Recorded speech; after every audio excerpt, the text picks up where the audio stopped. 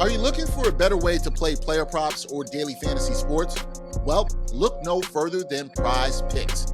Prize Picks is the leading over-under daily fantasy game. Why? Because it's so easy to use and win. You can make your picks in under 30 seconds and win up to 10 times your money in one day. Right now, we have a special offer for our viewers and listeners of the NBA Exchange. All you got to do is sign up now and use the promo code NBAEX. Prize Picks will match your first deposit up to $100. Yep, that's right. They'll match your first deposit up to $100. So, join the over 150,000 others who found a better way to play and download the Prize Picks app today.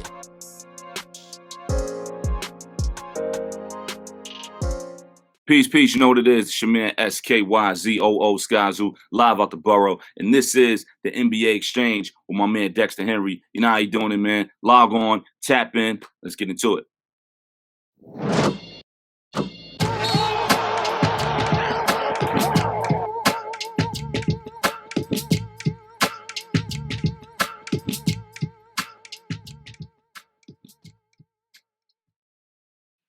What's good, everybody? Welcome to the Friday edition of the NBA Exchange. I am your host, Dexter Henry, and I'm really excited for today's episode because, as many of you know, growing up in Brooklyn, New York, I was a huge New York Knicks fan. Growing up in East Flatbush, listening to the Knicks, they consumed a lot of my young childhood, causing me a lot of pain sometimes. Some joy there was too, but I love that era of Knicks basketball in the 90s. And to talk with me about that, somebody who just wrote a book about that era of the New York Knicks, which had me very excited.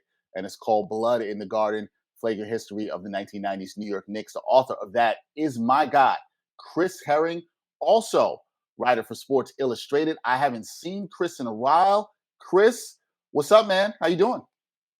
I'm doing really, really well. And I really appreciate you having me on your show. How's everything with you? I am doing well, Chris, man. I can't complain. I'm glad to be here with you.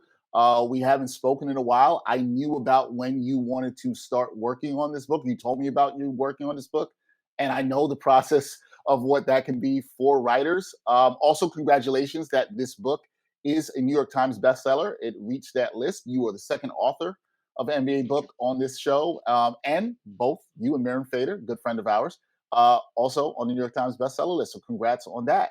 But I guess we got to start here, Chris. Whenever you're writing a book, you got to talk about what was the inspiration. What was the inspiration to write Blood in the Garden, a story about the 1990s New York Knicks? What was your inspiration behind that? Yeah. Well, I wish I could take full credit for it. A literary agent approached me and asked me if I'd consider doing it. I initially said no, um, because I think I know how big an undertaking it is. And my dad had passed away, a few months before they approached me to do it. So I was still kind of, figuring life out after that. And, I was in the middle of teaching. I have a day job, or had a day job covering the league for ESPN and 538 at the time, which is a very busy job to try to watch the games and analyze the sport. And then, there's also the fact that a lot of people, when they want to do a book, they kind of want to do a book on the thing that they came up with or the concept that they had in their mind. So for all those reasons, I initially said no. Then I thought about it more and I said, well, I'm in my young 30s. I don't have a family. I don't have a wife. Um, and if I do want to do books at some point, this is a subject matter that is going to be really passionate for a lot of people. That if I do well with this one, people will notice it. People will take notice and would set me up really well to do books in the future. So I started thinking about it more. I'm never going to be more freed up than I was then, even though I've had plenty on my plate at that point. I imagine life will get busier and more tied down as I move forward and get older. And I also thought about the fact that my dad for years kept asking me, when are you going to do a book? And he kept throwing me ideas. He wrote plenty of books himself as a professor. So, I hope this would have made him and my mom proud. Honestly, that was part of what kept me going through the process as well. Yeah, no, I think you absolutely made them proud. I have no doubt about that you did. I Thank know you. as a fit person who grew up as a Knicks fan, working in the media, I'm already proud reading this book. It's been great. But one of the things you talked to me about, Chris, when I had spoken to you a couple of times as you embarked on this was like, look, Dex, this is taking a lot of my time. And you just kind of talked about that. And I talked to Mirren about this when she was up here on the show, which is that I don't think people sometimes understand the process of writing, particularly a book like you did, right? Where you have over 200 interviews. I looked at the notes, there was almost 300 notes for this book at the end. What was the process for you once you were like, okay, I'm locked in, going all in on the 90s Knicks? What was that process like for you to write this book? Yeah, it's kind of never ending, man. I mean, it would have been a quicker process if I had taken a book leave or a leave of absence, to work on the book. Mirren was in a similar boat. She was actually in a tougher spot than I was for two reasons. One, she only had a year to work on her book, and two, she was doing that in real time. Giannis is still a professional NBA player, who couple weeks after her book, I guess a couple weeks before her book came out, won an NBA championship. It was in the prime of his career. I was writing about a team that existed 20, 30 years ago. So people were probably a little bit more willing to talk to me about what I was writing about. Um, but either way, you slice it. I mean, Miran talked to hundreds of people. I talked to hundreds of people. It's challenging because not only do you have to interview those people and ask them good enough questions to elicit good answers, and not just good answers, but stuff that people don't know to get them to open up to you.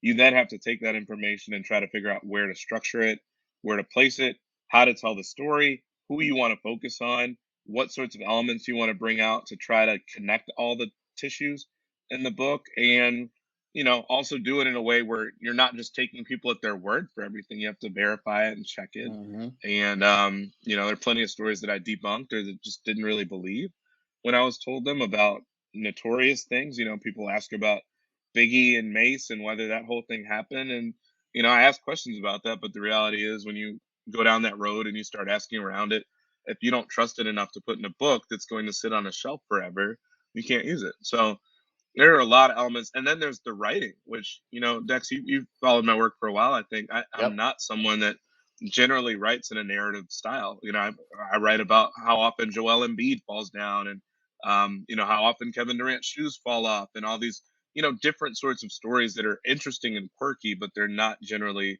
just straightforward how it happened and like a blow by blow and like a backroom conversations, fly on the wall sort of reporting, which is very different for me. So part of this was me trying to essentially imagine what Woj would have said and reported and written about if he had a lens on this stuff 30 years ago. It's a very different style for me, so it's very difficult.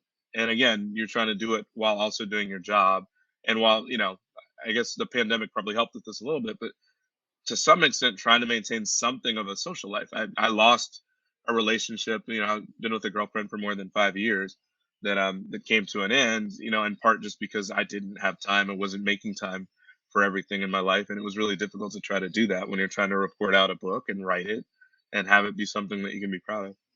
Yeah, that's. I'm always glad to hear creators and writers talk about that because the process is important, and also what you give up and sacrifice. As you mentioned in the process, you talked about the style and how it was different for you in writing this book. And one of the things that I really enjoyed is how you, in each chapter, it sort of focuses on maybe a sort of theme or character, if you want to say player, coach, someone of that nature.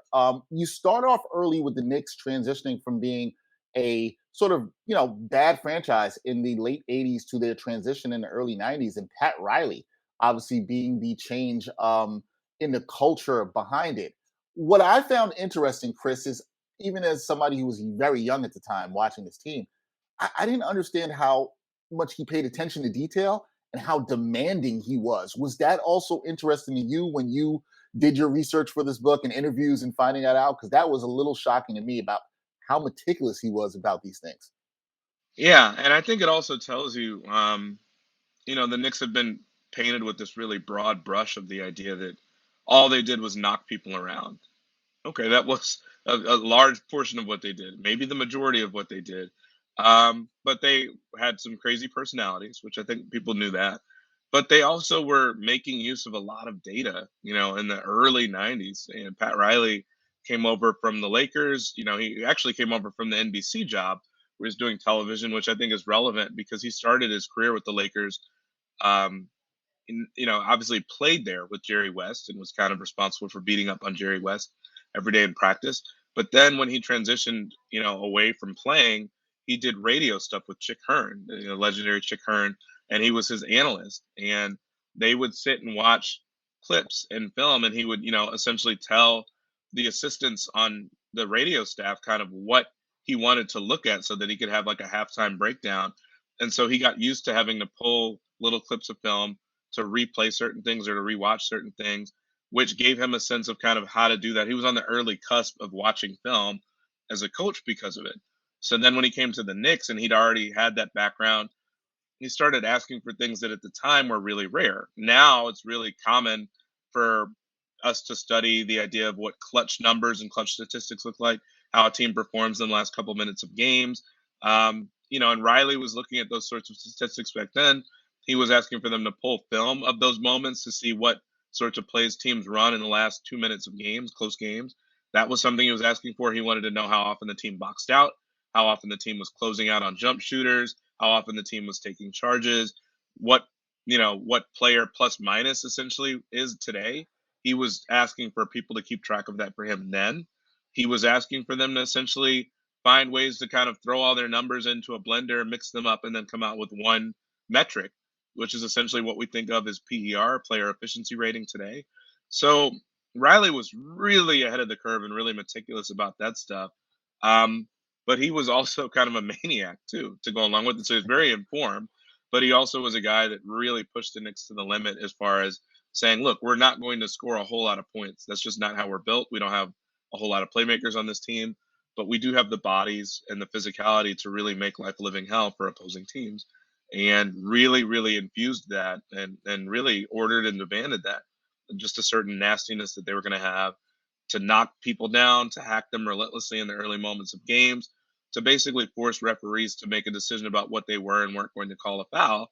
If they call a bunch of fouls in the first few minutes of games, they can't keep doing that for the rest of the game because the game will never end if they keep calling fouls left and right. So Riley knew that, and Riley pushed it to the limit, stepped over the line with some of the stuff, was ordering guys to just knock Michael Jordan down in the Yes. middle of a playoff series, and that was kind of more how he was wired. I think the Lakers stuff was more of a facade, but also just because the offense in LA overshadowed the defense. They were a pretty tough team defensively in LA as well, but that was never going to get more attention than Magic Johnson and his no look passes. Yeah, and that was the thing too for me, Chris. Right? It's that coming from LA, the Showtime Lakers, as you said, the offense sort of overshadowed that, but physicality became this identity from the Knicks, especially coming off of an era where we saw the Bad Boy Pistons dominate the league. They win 2 titles. You saw that, and the team embraced this identity. I think looking back at the time, the city also really embraced the identity of the Knicks. So you talk a little bit about that in the book, but how much was physicality a part of that era of New York Knicks basketball? I mean, again, it was a big part of it. The Knicks, I think that it's downplayed a little bit how little skill they had because they had skill. I don't think much of it was on the offensive end. They were not a particularly good passing team. They didn't have an abundance of long range shooting, although John Starks led the league in 3 pointers made one year, and I think Hubert Davis might have led the league in percentage. So they did have some guys that could shoot, but they were not a team that stretched the floor very much. But defensively, they were skilled. I mean, they could really rebound. They were one of the best rebounding teams in the league. Um, and from a defensive perspective, I think a guy like Derek Harper doesn't get quite enough credit for how difficult he was to score on. Everybody I talked to, I even did a podcast with Raja Bell a week or two ago, and he was telling me that Derek Harper was kind of a vet in one of the organizations that Raja was part of, and that Derek Harper in his broadcasting days would ask Raja and other guys from the team almost as like, it's kind of like if you ever ask someone like push you off your square to see just how much center of gravity you have and stability you have, and the idea that if you're standing up the right way and you've kind of really worked on it, people can't push you. Derek Harper was kind of the opposite, where he would ask people to try to move around, like if they had the ball, basically try to move to back me down, try to move to your left or your right. I'm going to just put my hand on you, essentially a hand check, and I want you to see how much you can move freely. And Harp would do that with these guys that were like young guys, strong people in their prime, players in their prime, and they couldn't move him, even though Harp was, probably in his 40s. I imagine Harp now is probably like in his late 50s now. But everybody said like he had a stronger grip and kind of grasp where you weren't going to be able to move him, and that was why the league changed the hand check rules to Yeah. some extent. Is that Harper was an ace at that, but you had other guys that were really good at it, and it just constricted movement. And so that's a skill, Granted, it's something that the league doesn't allow now, but at the time when it was allowed, it was something that you were allowed to do, and it was a fundamental skill that he had. John Starks was undersized, but he was skilled defensively. He was hard to score on. If you look back at that '93 Eastern Conference Finals where he had his dunk, and Charles Smith had, obviously the play that is kind of living in infamy for Knicks fans. John Starks held Michael Jordan to several poor shooting games in that series. I think 3 games where Michael Jordan shot terribly by his standards. And John Starks was essentially 6'2", so he was a solid 4 inches shorter than Michael Jordan. That takes skill, and there's a lot of heart involved too. But they were skilled defensively. I just think they didn't have a lot of skill offensively outside of Patrick. You had maybe 1 or 2 guys that really had some skill on that end and some talent that really shined through. But because of all that, they used the physicality to kind of level the playing field and to try to give themselves a puncher's chance against a team like the Bulls, who had way more talent. Yeah. But I think the Knicks did have some skill. And for what they didn't have in skill, I think they had a lot of moxie and scrap and fight and grit. And they used a lot of physicality to try to make things as even as they could, which the league did not want, quite frankly.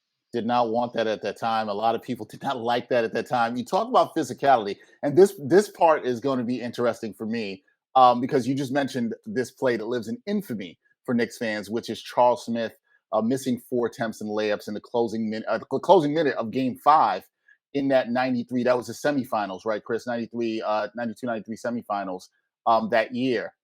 That was Growing the up, conference finals. that was a conference finals. Sorry, that was a Mhm. conference finals. And you talked about Starks. He shut down Jordan in games 2, 3, I believe, in 4. That was of that. Now with Charles Smith, Chris, uh, growing up, that play burned for me. Okay, it burned. I hated it. Completely disliked it. In fact, just disliked Charles Smith after that. Now I went to the University of Pittsburgh, same school that Charles Smith went to. And during my college career, I actually ended up meeting Charles Smith after he was broadcasting a game, and we talked, and he did a little promo for my show. And actually, in the last year, I've spoken to Charles Smith a little bit too, and great guy. But what you talked about in this book about Charles Smith, one of the players you focus on in one of the chapters, you know, he just never fit in with the culture. He wasn't that kind of dude. He did not exude that physicality, and Riley really rode him for this.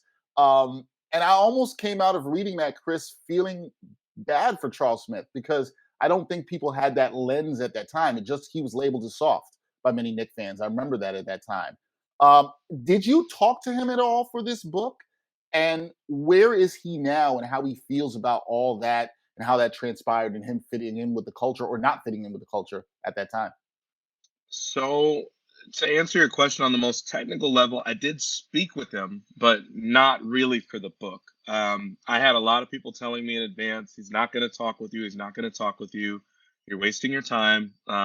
So, with everybody, I made a point to try to speak to the people around them first, just to try to get their backstories and to understand how they grew up, how they came up. I did finally get him. Somebody gave me a number for him. I'd already tried emailing him and all these other ways that should have been able to get through to him. I called him. He picked up. He didn't have my number, so he picked up. And I heard the New York City subway doors close behind him. I Hmm. guess the literal bing Big bong bong. noise. And I immediately had a feeling about that, just because essentially the people close to me were telling me, the people close to him were telling me, he still gets a lot of crap from people in New York about that play and about that sequence. Even though it was, at this point, we're almost talking about 30 years, and people still, I mean, next year we'll make 30 years, and there's still this play that I just think kind of gnaws at people. I can't imagine it gnaws at anybody more than him. But John Starks has said before that he can't go anywhere and he can't go a whole day without someone on the street walking up to him and thanking him or saying how much they love the dunk. A lot of people still have it on their walls, in Hmm. the form of a poster. Um, I think Charles has the opposite experience. Maybe not every day that someone calls out Game 5, but I do think people approach him and say stuff to him about it, which means he doesn't get a chance to forget it. I don't know that he would anyway, but he doesn't even get an opportunity to. You get people that are, frankly, I don't know any other way to put it than somewhat cruel. Like, I don't know how that makes anyone feel better. It certainly is not going to make Charles feel better, and like that's part of it. Part of being a pro athlete is having to live with the scrutiny that you're going to get. But obviously, Charles wanted to for that play to happen differently. But I felt bad too, and he might have been the one person in the book that I really felt that way about, from the standpoint of he still lives in New York, and I guess that was something I didn't know. I knew he still came out to New York occasionally. I didn't know that he lived in the area still. So the fact that he does business there, that he's on the subway, that he's 6'10" or whatever he is, like he's pretty unmistakable. Everybody knows who he is. He still looks virtually the same, Yep. but doesn't. He didn't have as many bright moments, or really any. I think that most people could point out the way that Starks did, because Starks, in my mind, had a more painful, brutal game in a situation that really cost him a shot at a title than Charles did. But I just think John had enough high moments where the fans are still so in love with him that I think it overshadows the one bad game that everybody kind of kills him for. So I don't know. I felt bad for him too. He didn't fit with those teams, but really, as I go back and read portions of the book, and as I wrote it, even was starting to think like, in today's game, if you have a guy that doesn't really fit with the tough, tenacious aspect of your team, okay, I think about, for instance, like the years that I covered the Knicks, the Pacers were a big, rough and tough team and a nasty team. Yeah. Lance Stevenson, and they have David West that was just a beast. And, Hibbert was a guy that was going to swat everything away at the rim. I didn't think of Paul George as being a particularly nasty player. Now, granted, he was a star, so I don't think that guy has to be, but I don't think every single player on your roster has to fit something to a T. And quite frankly, when we talk about the lack of skill that the Knicks had on offense, Charles Smith was one of the few guys that actually had a lot of skill. Yep. Like, there are aspects of him that, the way Anthony Davis kind of had this massive growth spurt and went from being a wing player or a guard in high school to being a forward center. Charles Smith was a guard in high school, and for parts of high school at least, until he had a massive growth spurt. But he could handle the ball a little bit, and as far as dribbling and everything. He was a jump shooter, through mid range at least, and maybe could shoot threes in today's game. He was a guy that was a pretty decent passer, and he was a guy that had the franchise record, tied for the franchise record in Clippers scoring history for one game. 51 points, was averaging 20 a game before he got to the Knicks. But the Knicks took him and made him essentially a small forward. He was a 4-5 with the Clippers. They asked him to play small forward. They wanted him to drop 20 pounds. They all of a sudden are asking the guy to guard Scottie Pippen. Like, that's not what his role had been before. To play that small, to play in a lineup that had no spacing because he's playing with Patrick and Oakley at the same time, instead of bringing him off the bench. And oh, by the way, everybody thinks he's soft on a team that is really tough. So Riley, from literally the first day, worried, in training camp with him, worried that he might not be a fit. And he was never really that keen on keeping Charles Smith around beyond the 1 year he had left on his deal when the Knicks traded for him. Dave Checketts, Ernie Grunfeld, they kind of made a decision to sign Charles long term, and not just the decision, but they agreed in principle to a 7-year, $26 million deal for Charles the day after Game 5 in '93, which is a wild. Wow, that would never happen today.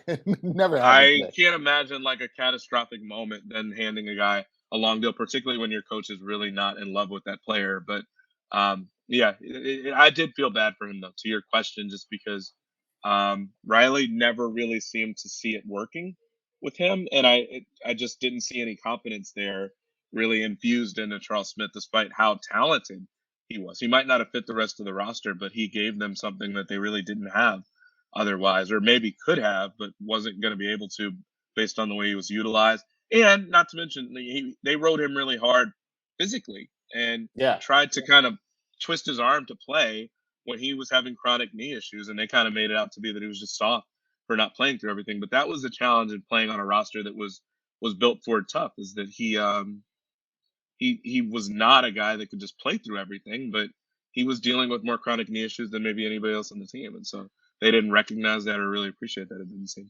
Yeah, I thought you did a good job in this chapter of sort of, through his words and people around him, humanizing the situation for him and that how he felt about it, how he wanted to win. Even going back to Pitt when his assistant coach, I'm forgetting his name, was trying to sort of toughen him up or deal with a little bit more physicality to sort of set the story. And having talked to Charles Smith a little bit in the past year, knowing that he does not talk to many people about basketball anymore, Hmm. I'm glad you got to talk to him. I understood that from talking to him that he doesn't talk that much basketball anymore. But I was glad you got to.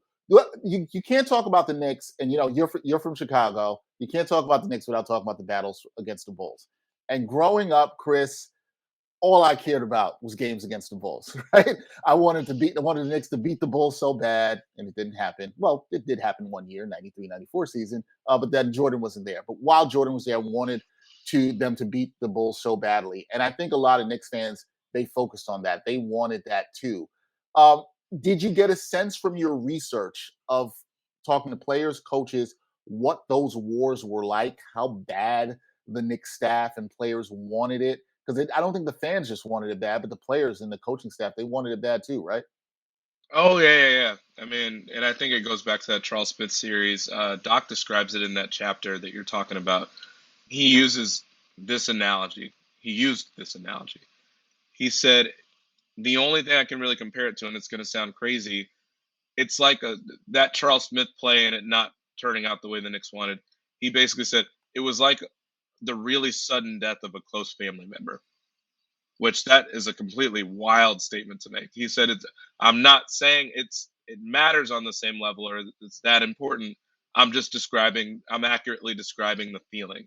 Like that's how painful that was. And not just that happened, but the doc drove home from the game that night back to Connecticut where he lived, and he had to just get out for air. Like the man was just going through it in the car. He was like, I got to stop somewhere.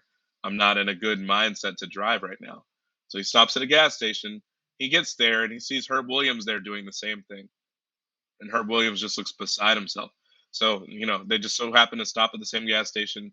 He didn't even say anything to Herb because he knew what he was feeling. Like, so he just kind of got some air, got back on the road a few minutes later, is on the highway, wherever he is.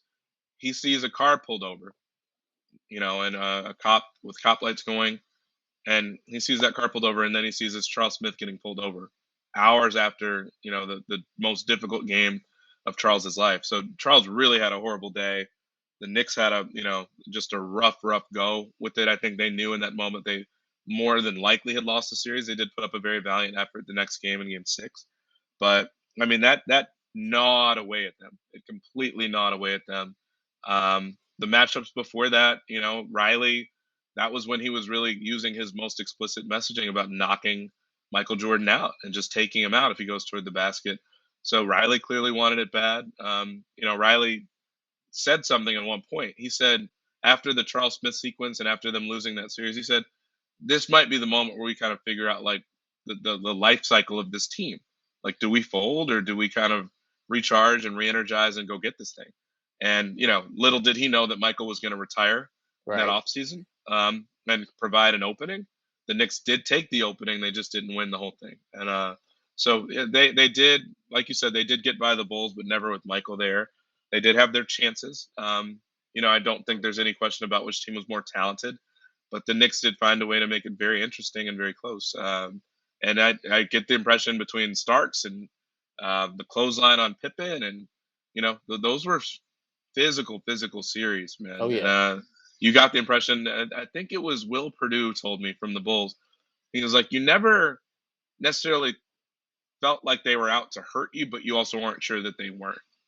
Um, like because they were just so physical, and you always worried a little bit. Like you weren't afraid of them, but you always worried a little bit that they might take it too far because they weren't really restrained at all. Like they were going out and they were just aggressive, and that was how Riley wanted them, and it certainly came across against those Bulls teams. No, it absolutely did. So the chapter I was most excited to read about because he was my favorite player growing up. Huge Starks. I was a guy who was a huge John Starks fan. So huge.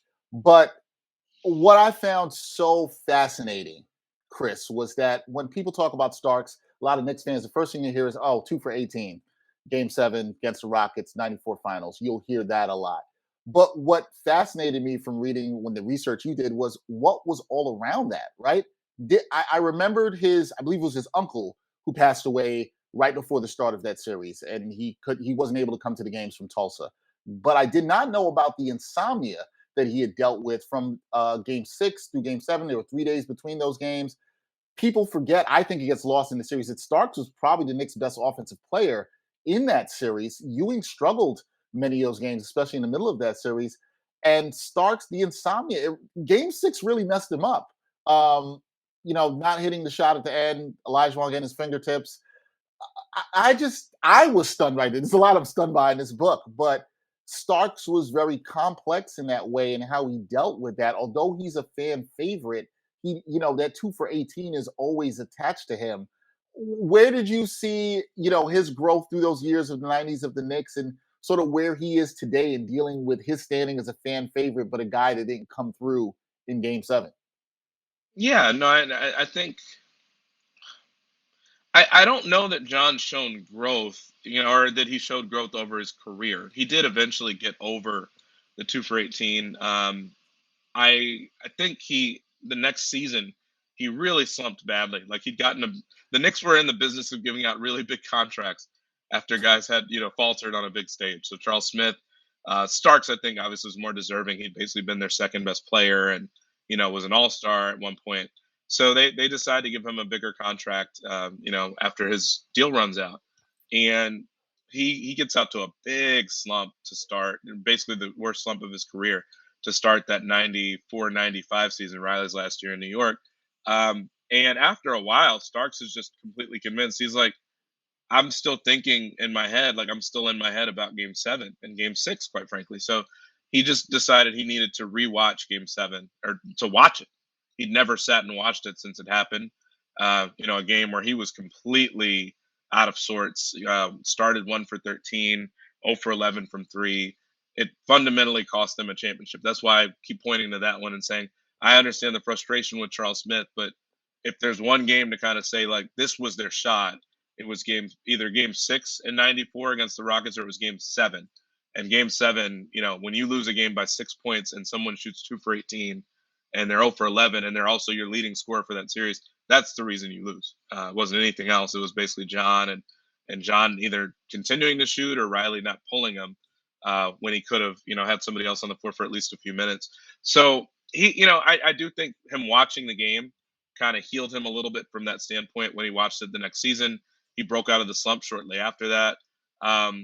But like I was saying before, I think that John has had enough bright, warm, uh, emotion felt, moments with the fan base to where they remember more of the good than the bad. And there was bad.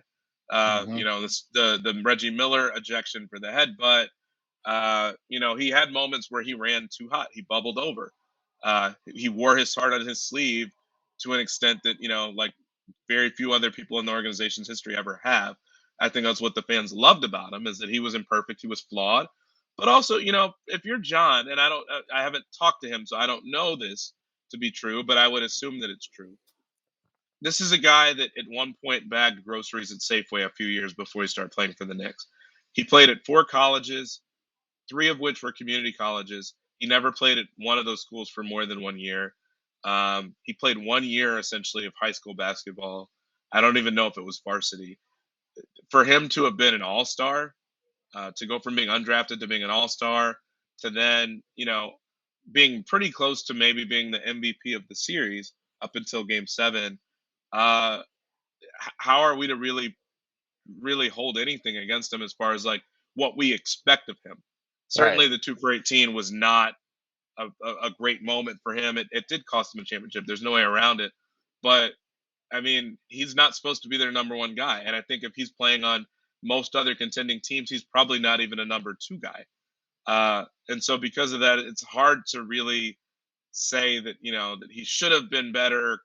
Yes, he could have done better, and maybe he should have done better given the way they relied on him. But for his career and what his career turned out to be, there's nothing to be ashamed of. And I keep saying that about the Knicks, like not winning a championship during an era where Michael Jordan, you had to go through him every year. There's nothing to be ashamed of with that. And I think that's true of Starks as well. And he carries himself that way for the most part now, as far as fans love him, and Yep. if I were him, I would bask in that love as well. There's nothing to be done about Game 7 anymore. It's unfortunate from his perspective, I'm sure, that it happened in the Knicks' perspective, but he did have a ton of great moments as well.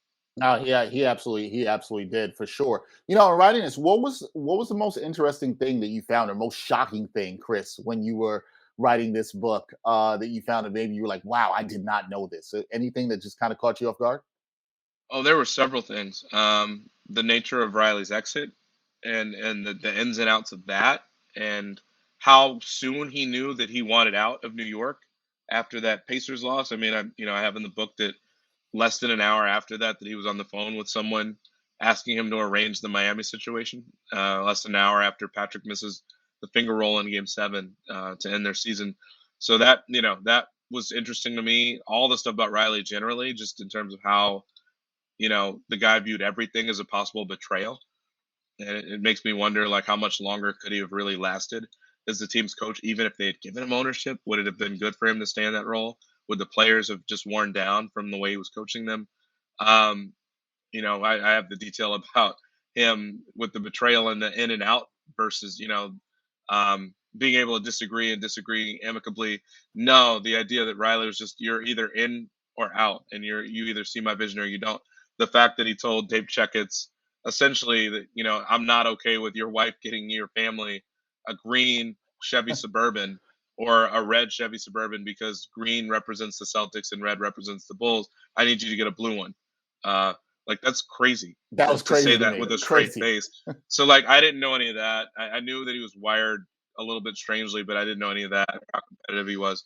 Um, I would say the stuff with Mason, was really eye opening too, just in terms of how emotional and how emotionally hot the guy ran all the time. Similar to Starks, but I think even more for a guy that, I have in the book that he essentially uh, wrote down a death threat for Don Nelson, that he took him out of a game at a time where I guess he didn't want to be taken out, and said, if you ever effing take me out of a game again, I'll kill you. Crazy. That he writes that on a note, uh, leaves it semi-anonymously, but everybody knows who it's from, and people saw him leaving Nelson's office after he put it down on the table. But also, that was on a night where he played 38 minutes. It was on a year where he was leading the NBA in minutes that season, and, like, more than Patrick Ewing, more than Michael Jordan, more than Shaq. Anthony Mason was already playing the most minutes in the league, and then got angry about not playing enough with Don Nelson. So, I mean, this guy was wired in a way that I don't think most people can relate with either. But he just had the times where he would just get too over the top about something and kind of get himself in trouble. And it almost hindered the Knicks being able to trade him to the Hornets for Larry Johnson, because essentially Don Nelson had that experience with Mace. And when the Hornets asked for Nelly's opinion on what Mace was like, to just kind of do a character study and research on the guy before they traded for him, the trade almost got held up because Nelly said, I think Mason has roid rage. Like, some of the outbursts that he would have and the stuff he would say, and the note that he wrote me, what else am I supposed to take from that? The guy is built like a truck, and he's threatening to kill me for playing time. Right. Uh, so, Mace, there was a lot of stuff, good, bad, and different, ugly, whatever you want to call it, that I think I uncovered about Mace that had never been out there. We knew some of the stuff, but figured some of the stuff, but some of the other stuff was eye opening about the way he conducted himself off the court, about the passionate side he had, or the compassionate side he had with children, and Hmm. and wanting to deal with people and wanting to really rep New York. So I was really proud to tell his story, and I felt like that was some of the stuff that I was surprised by. Yeah, he's a fascinating character in the book. That if people didn't, there's a lot of things I think people will learn about him. You touched on this at the beginning. I was going to real quick. Did you ask any? Did you go into anything about the situation surrounding Biggie? Just because I always talk about a lot of stuff with the hip hop.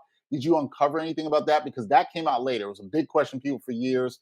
Who was Biggie talking about in the story to tell? Came out that it was Anthony Mason. Did you talk any about that here in this novel, this book? Excuse me, not novel. Not in the book. I tried to at least ask the question. I wasn't dead set on getting an answer about that. I Right. mean, I would have liked to. I asked a lot of people about it. I've asked people to try to recognize and to think for just a minute about the only way you could truly confirm that. And it's Okay. awkward. I don't, I get that it's funny. I get that it's kind of like a part of hip hop lore if you can kind of get the answer to the question. it also kind of requires you to essentially ask the women that have been a part of Anthony's life, like, were you the one that slept with Biggie? It's a slightly awkward question for something that I get to the people on the outside. It's like it would be I don't know. I don't want to dismiss it. Everybody just saying it would be funny, but it would be interesting to them. It's fodder for them. It's real life for these people that that don't have Anthony to hold and hug anymore. So, like I said, that doesn't mean I shied away from it. I did ask the question of these women, including one that he was engaged to and that he had a child with. But no, I mean, I kept getting the no answer from everybody that I really felt like was most central to him. There were one or two people that told me it did happen. I didn't trust those people enough to go with their word, particularly Mm, when the people closest to him that were opening up to me about all the other stuff Anthony did and bragged about and said. It just kind of felt like, based on what they told me, Anthony bragged about so many of these other things that I kind of feel like maybe he wouldn't want to brag about that, but I feel like right. he wouldn't have held back talking about it either.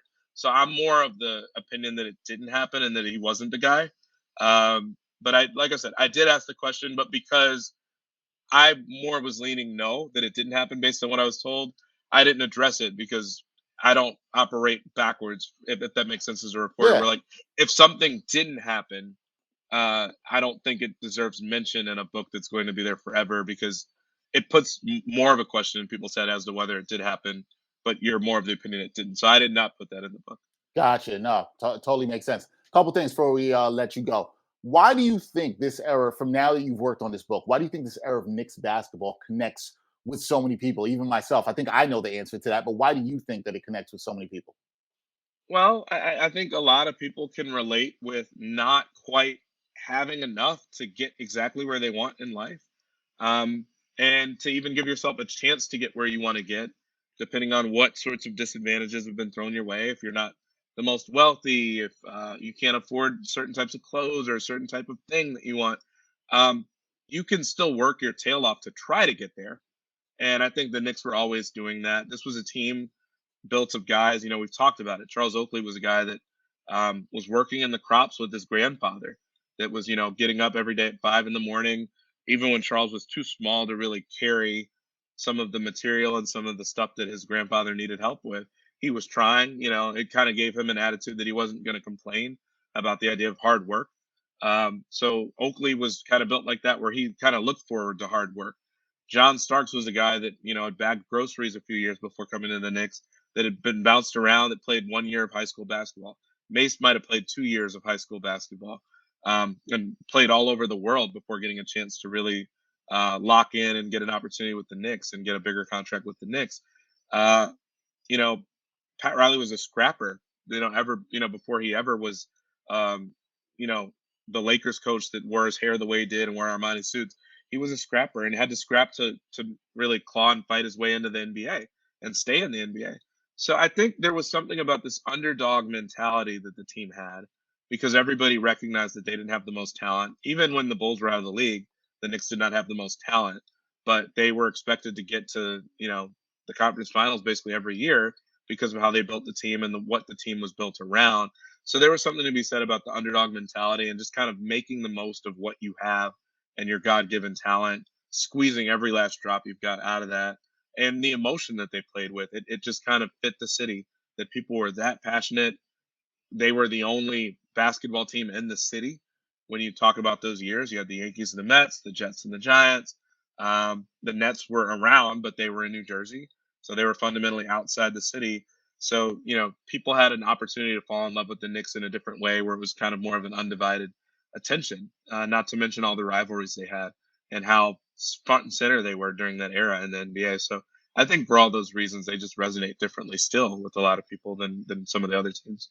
Absolutely. And before we let you go, we got to talk about the state of the current New York Knicks. Now, the Knicks, since that time, Chris, since 2001, they've spent more money than any other NBA team, right? They've lost more playoff games or not made the playoffs at all than any team during that time. But last year, we saw a little bit of a resurgence under Tom Thibodeau.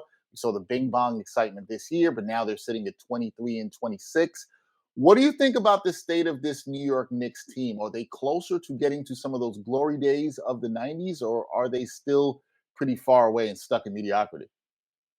Yeah, Obviously they've been struggling a little bit lately, and so I'm just kind of taking the snapshot of where they're at.